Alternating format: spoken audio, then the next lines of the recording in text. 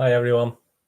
It's Monday, the 2nd of September. We're into September now, a new month. Hope you had a great weekend. Perhaps got out and watched a few films, or stayed in and watched some box sets, or caught up with stuff on TV. Wasn't a bit of a mixed weekend, a bit showery over here in Manchester. Anyway, I hope it was a bit better where you were. Right, it's Monday. So Mondays we always have a look at the UK's DVD and Blu-ray releases. Obviously, these are always different for different territories and different countries. But I'm based in the UK, so I'll do the UK, and obviously there'll be similarities, obviously, all over the place. If you've looked at the thumbnail, you know probably the big movie of this week. Anyway, there's five new movies on DVD worth talking about. There may be other bits and bobs of B movies and various things. But there's also 4 box sets, so I'll just kick off with the box sets first. Just get them out of the way. A couple of these I've already mentioned, obviously, in various reviews I've done on TV dramas, etc., over the last few weeks, so you can pick up on these. I mean, the first box set we're going to look at is obviously, I think it's still on the BBC iPlayer as well, which I talked about last week as well, iPlayer. But we got Poldark Series 5. Has been released today on DVD. There is a little bit of animosity, and a lot of people there's a bit of a mixed thing on Poldark. Obviously, I do find it very contentious. A lot of people that have actually read the books don't really like this, and I'll read a couple of reviews out here that say that. But obviously, I just like Poldark. I've not read the books. I do remember the original series, although I've certainly not gone back and watched it, but I'm sure I did the first time round, but that was a long time ago. Most of you probably won't be as old as poor me. But Series 5 I enjoyed. I've said I enjoyed it. It does have its moments of sort of politicizes things and stuff, but I mean, that's a sign of the times, I suppose, and the writer.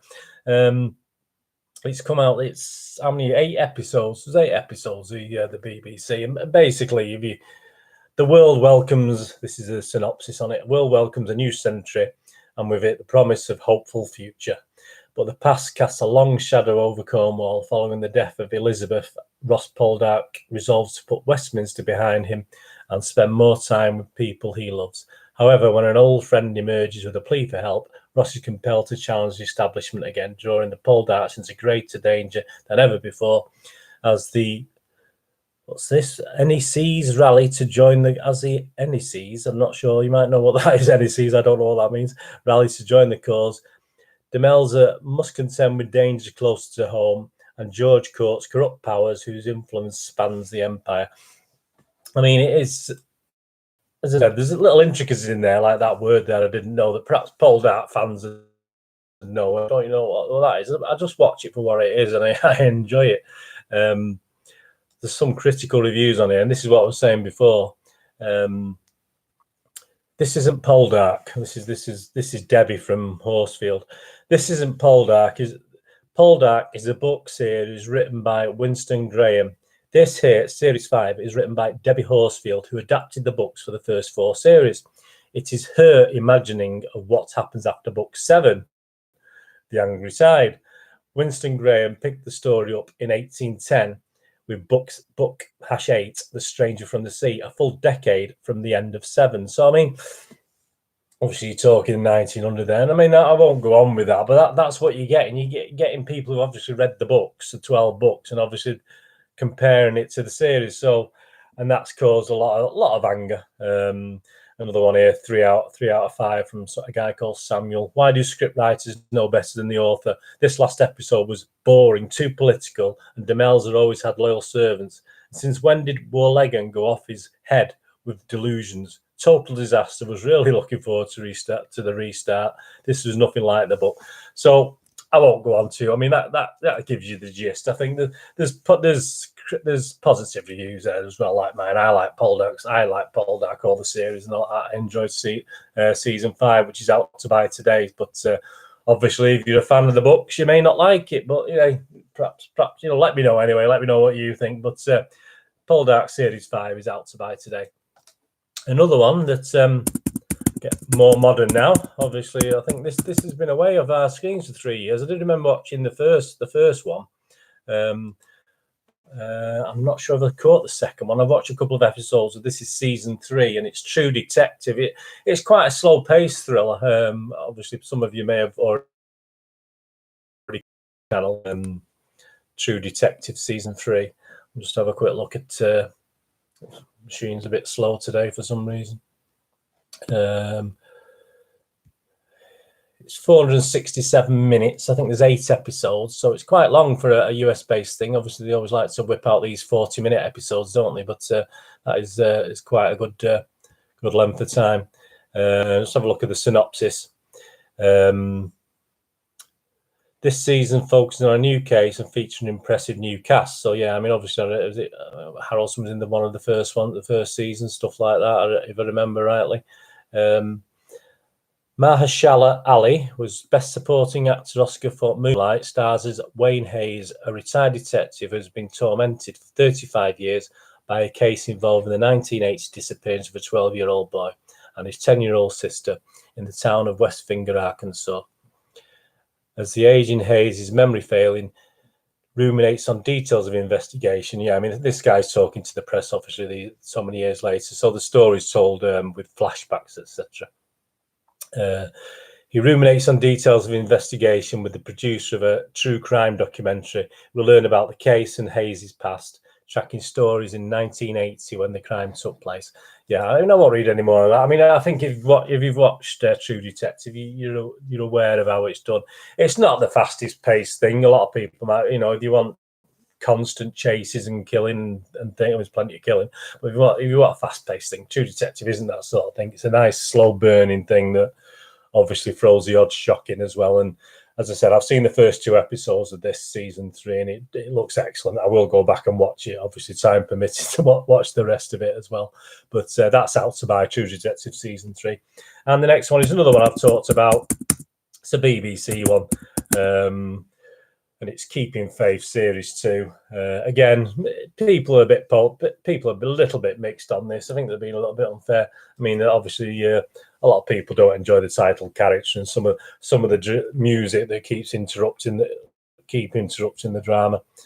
Series 2 was only 6 episodes. It's 360 minutes on Tobias is back for its second enthralling series and returned to stunning rural Wales to catch up with tenacious lawyer, wife and mother Faith Howells. So again, I say it's not everyone's cup of tea, Keeping Faith season 2, but I didn't think it was quite as good as season 1, as I've said before. But if you're a fan of that and you like collecting these things, Keeping Faith series 2, and I think it's still on the BBC iPlayer as well. So if you want to catch up with 1 and 2, obviously a lot of people like to buy these things, so that's available today to buy today. Keeping Faith season 2, and the last one I'm going to look at is one I've missed, and I've not had a chance to have a look at this. And it's a Stephen King thing. So some of you may have caught it. There was 10 episodes. It's called Castle Rock Season 1, which is released today on BBC and DVD. And it's, just have a look at the description for you. It's an 18 certificate. It's obviously Stephen King, so you're getting a good thing. And it's something I will go out and watch now because I've totally missed this along the lines. The synopsis on it: a psychological horror series set in Stephen King multiverse. Castle Rock is an original story that combines the mythological scale and intimate character storytelling of King's best-loved works, weaving an epic saga of darkness and light played out on a few square miles of the Maine woodland. So Maine, again, is obviously a popular area with King books. Season 1. It does look, I say, there's how many episodes we're talking. It's 3 discs on DVD. 480 minutes, so you get your value for money there. That looks as though that's something. If you've missed it, get out and buy it, or you're probably able to watch it on various streaming sites. But it is something I'm gonna go back and watch because, as I said, I have actually missed this thing. So shame on me. I'm sorry about that. But Stephen King, I should have been up like a rat up a drain pipe watching that, to be honest with you. Right, that's the end of the box set. So it's Poldark Series 5, True Detective Series 3, Keeping Faith Series 2, and Castle Rock Season 1, all available to buy on DVD and Blu-ray at all good stores, or even bad stores. Right, so let's go on to the films now. There's 5 films. Quickly go, well, try as quick as we can. The first one, well, Avengers Endgame. We're talking a film with about a $360 million budget when it was made. and has raked in, as far as I know, as far as yesterday, from what I could see, box office, it's made $2.8 billion back. So there you go. I mean, again, I've seen all this Marvel versus DC rubbish. I mean, a film's a film. I don't care who's made, whether it's Marvel or DC. As I say, I'm a big DC fan from being a kid in the comics, but and obviously some of this Avengers stuff, I've watched all of these, like probably most of you have, and it is what it is. I mean, I think Marvel, I might be wrong, someone might say I'm wrong, I think Marvel are more actiony perhaps than some of the DC films. The DC films and TV things seem to concentrate a bit more on the story, and Marvel, I think their TV stuff is a bit more storyfied, but obviously the films are big special effects extravaganzas. So I mean, you've got 3 hours here. This is a 3 hours film, a 12A. On IMDb, Internet Movie Database, it's getting an 8.6 rating. You probably know what it's about. After the devastating events of Avengers Infinity War 2018, another great one, the universe is in ruins. With the help of remaining allies, the Avengers assemble once more in order to reverse Thanos' actions and restore balance to the universe. Yeah, I mean, there's some quite nice little tweaks in this, and nice little things that, I mean, I like time travel and stuff like that. I'm a big fan of that.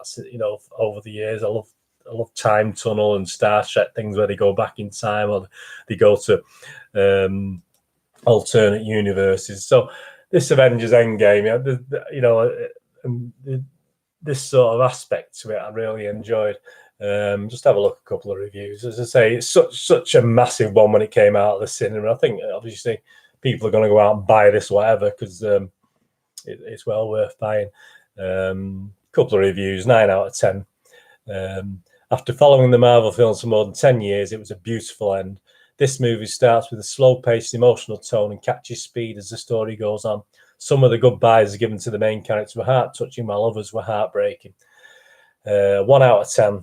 Time traveling is the best joke. Well, 1 out of 10. I mean, I'd have to disagree. Well, I think the time traveling adds to it because I'm a big fan of time travel, no matter how stupid it is, obviously, and how unlogical or illogical it is. 4 out of 10. Can't ignore the truth that this is a superhero film. While except the last several minutes, other plots can attract any attention. Can't even compare with Avengers Infinity War. Narrative thread and music disordered throughout the 3-hour movie. So it is long. I mean, if you're not really a big, it's going to be a struggle to sit through if you're not a keen fan of the genre. But as I think someone said on Twitter, I said to someone on Twitter the other day, we'll watch it in 2 or 3 sittings. You don't have to watch it all in one go. I'll finish on a positive review. Truly a masterpiece. Endgame is an amazing culmination of 11 years of Marvel movies, leading to an epic battle. The acting, CGI, and plot are on point. Yeah, because I have known some of the CGI. I've not been overly impressed with a couple of these Avengers films, to be honest with you, but it wasn't too bad in this. It was also great to have references from previous movies. Again, that aspect of it appeals to me as well. So if you haven't watched any other movies, go out and watch them. Don't watch this without the others because you'll miss half of what we're talking about. Showing that all the MCU is connected. I fully recommend, but do watch the previous movies to understand context. There you go, characters and the story in general. Yeah, I mean, if you've not seen any of the other movies, don't really watch this. You're watching blind, obviously, if you've not gone back and watched the other stuff. But Avengers Endgame is out to buy today. IMDb rating of 8.6 out of 10. Already a nearly 3 billion box office. So what it's going to get on DVD and streaming and rentals and everything, God only knows. But that is massive, obviously. Right, now another one that's probably from one extreme to the other.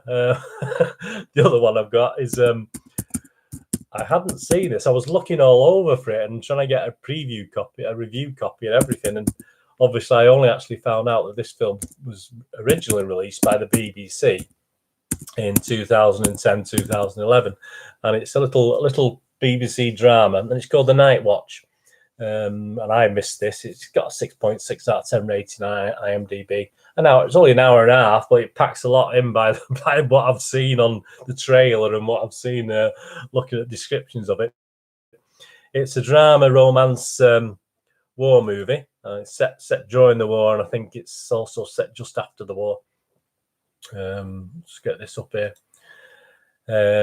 And I'm not going to read out all the synopsis because the synopsis goes on forever. But if I read out a few key words to you, you'll probably get the gist. In post-war London, Viv Pears is dating Reggie, who runs, and they run a dating bureau with Helen, who lives with her older lover, authoress Julia Standing. Viv's younger brother, Duncan, gay man, made to feel ashamed of his orientation, has been in prison and is sought out by his ex-cellmate, Robert, who served time as a conscientious objector. So you've got conscientious objector, young man's welfare, a wealthy, reclusive butch lesbian, memories of 1944, heroic ambulance driver, loving relationships, ex-lover Julia, dentist moonlighting as an abortionist, about to die from blood loss. I mean, these are just things within the synopsis. Abandoned by Reggie, prosecution by claiming she was a married woman who had miscarried. Kate, they're still unhappily married soldier Reggie. Cape wreckage of a bombed house, finding the inside. Anyway, it just goes on and on and on. I mean, this is an hour and a half. Can you imagine? An hour and a half. But I mean, it looks really good. I will go back and watch it, and if I can get a copy somewhere, I'll watch that. I probably won't buy it, but I will go back and try and get it somewhere from some source. Obviously, it's been out for 8 or 9 years, but I mean, that looks, and 6.6 rating is not bad. So if you like the BBC wartime, post-war, pre-war dramas, obviously there'd be flashbacks in that. I'd recommend you go and see. I'll give that a watch. That's The Night Watch, which is available to buy. And the next one we're looking at, a bigger film, back to the USA. $21 million budget, this, with a 95 million box office, so it wasn't too bad. We've got the lovely girls, Anne Hathaway and Rebel Wilson in this one. You may know what it is now before I give you the thing. It's The Hustle. And let's be honest about it. If you've watched Dirty Rotten Scoundrels, which obviously Steve Martin from many years ago, which I have, this is a blatant update of that. And I've not gone back and watched Dirty Rotten Scoundrels, but it probably sticks very, very closely to the ideas and the script. IMDb are only giving it a 5.3 out of 10 rating. I think probably because of Dirty Rotten Scoundrels and the fact they've not really improved upon it with this. But if you've not seen Dirty Rotten Scoundrels, go and watch that perhaps. But if you like, obviously, Anne Hathaway and Rebel Wilson. I mean, I like Rebel Wilson, but it's a class as a comedy crime drama. I'll read a couple of reviews out on this one. As I say, it's not getting great reviews anyway. But just see if I can find. I mean, I give this. So Avengers Endgame, by the way, it was 8.6 IMDb. I give it an 8 out of 10, but I'm probably a bit mean there. The Night Watch, I just don't know.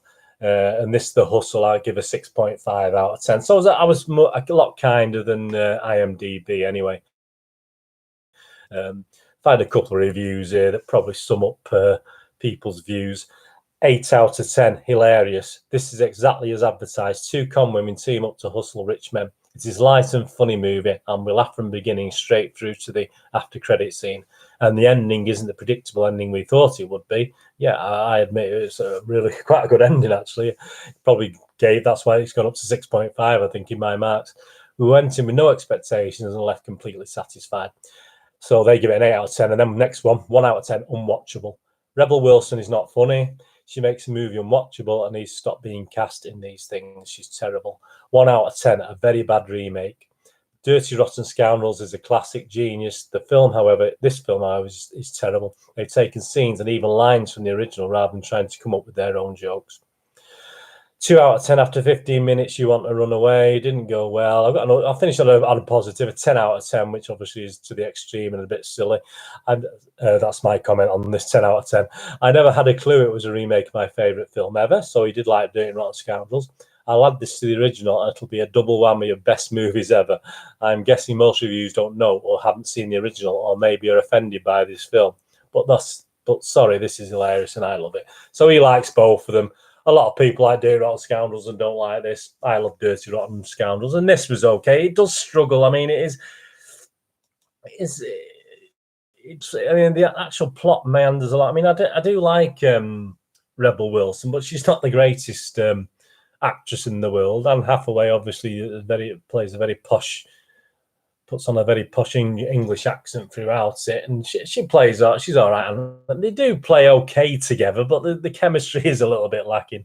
I wouldn't put you off watching The Hustle. I quite enjoyed it, but yeah, I mean, it's if you're into the dirty rotten scoundrels and feel affronted that they've done this, then yeah, okay, forget it. But it was okay attempt. I'll say I give it a bit more than IMDb, but it's not the greatest film. It's just about watchable for me, and as I said, the ending was quite good. Right, and last couple now. The next one's not really a film. It's again one I actually looked for this, and obviously I ended up with the the film version of the early 2000s about the British slave trade, etc. And this film was called Amazing Grace, and obviously that was British slave trade, Wilberforce, and all the slave things in Britain in the period drama. But obviously, this Amazing Grace that's come out today to buy is about the amazing Aretha Franklin, and it's a documentary, and it with the choir at the New Bethel Baptist Church in Watts, LA, in January 1972. So obviously, if you're into Aretha Franklin, you would probably know about that. So that's out to buy on DVD. Let's just find a couple of reviews for you too. I think there's quite a lot of positivity about this. 9 out of 10, a great gospel concert. In January 1972, Aretha Franklin gave two concerts on two consecutive days at the Baptist Church in LA. The 29-year-old soul and R&B singer had already gained worldwide fame and the unofficial crown of Queen of Soul Music. In these two concerts, she was returning to her musical roots, the gospel music she had known, and began to play as a child in Detroit, where her father preached. The concerts were recorded and filmed. So, I mean, that's what it is. Got what? 9 out of 10 there, 10 out of 10 graceful Aretha, an uplifting performance, 10 out of 10 vocal abilities off the roof. So if that's your sort of thing, I mean, it's the sort of thing I would probably listen to, but I'm not, I'm sorry, I apologise. It would be for lovers. I mean, it's getting a 7.7 out of 10 rating on IMDb. So not everyone likes it, obviously, because I've seen a few 10s and 9s there. So there are a few people giving it a bit less. But hey, Aretha Franklin, a moment in history, obviously. So go back and buy that if you're into that sort of thing. Well, and I'm not sure. I think you probably stream it from various sources, etc. But if you want to buy that and keep, I think that's a great thing to buy and keep. So that's Amazing Grace with Aretha Franklin, based on a couple of Baptist church concerts she did back in the 70s, 1972. And the last one I'm going to look at is a film I've actually seen. Promised a lot when it started. This film. The first 5-10 minutes, I thought, this looks okay, but sadly, then sort of died a little death, and it livens up again for me in the last 15 minutes. It's only getting a 5.6 out of 10 rating on IMDb. It's a film called Crypto. Hour and 45 minutes, a little bit long there. We've got Cat Alter, who we've got starring in this. I'll just get you the main stars: Cat Alter, Anna and Alexis Beadle. Demoted back to his hometown, a young Wall Street banker is drawn into investigating a tangled web of corruption and fraud in upstate New York, affecting both his personal life and business career. So this doesn't sound the greatest. I mean, actually, the thing is, who's in this as well?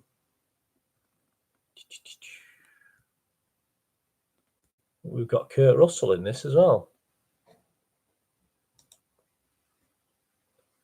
Doesn't play a major part. Yeah, Kurt Russell's in it.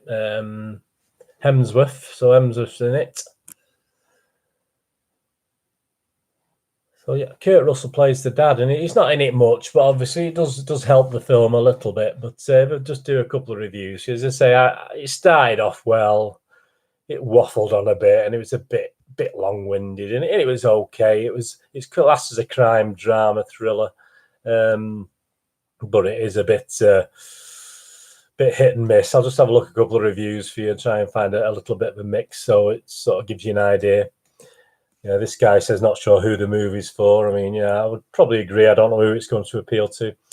3 out of 10. The lead actor isn't very good. Didn't fit the role very well. Yet this movie has a great actor like Kurt Russell and a very good actor like Luke Hemsworth in small supporting roles. Yeah, so they do, as I say, the main actor, he was okay. Sadly, we see the usual negative stereotypes of Russians as heartless gangsters. Well, yeah, it's a bit formulaic, obviously. This one, 1 out of 10. Not only stay away, but run away from this movie, so they didn't like it. 2 out of 10, uniquely awful. 6 out of 10. Oh, you got Abel was I hear I saw Elba. I don't know what that means. 9 out. Here we go. Here's a 9 out of 10. I'll give this one because this is a positive. Not having any knowledge of exactly what cryptocurrency is at all, coupled with missing the first 10 minutes of the film, which is sad because he probably missed one of the best bits. I viewed blindly. I just decided to enjoy the acting and maybe pick up on the plot. He enjoyed the acting, obviously. Both happen. The people are all vilifying the acting in this movie are either brain dead or chronic complainers. Yeah, I wouldn't say the acting was bad. I just didn't find a couple of the characters very likable. The acting is what kept me tuned in, especially not knowing a damn thing about the movie's subject matter. I did that. Well, I watched it cold. I didn't know what it was about. I liken it to watching a sports event just because you like the sport, not having a rooting interest or a wager, just plain viewing and listening enjoyment.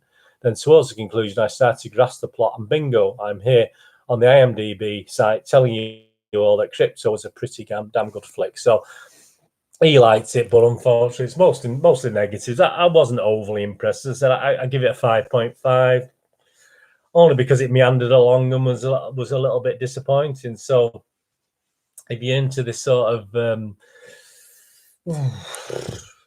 I wouldn't say it was a thriller. It was a bit of thriller, but I mean, it's more a drama with obviously cryptocurrencies are involved, Russian gangsters are involved. It's okay. It is a DVD film. Well, it certainly wasn't a cinema film.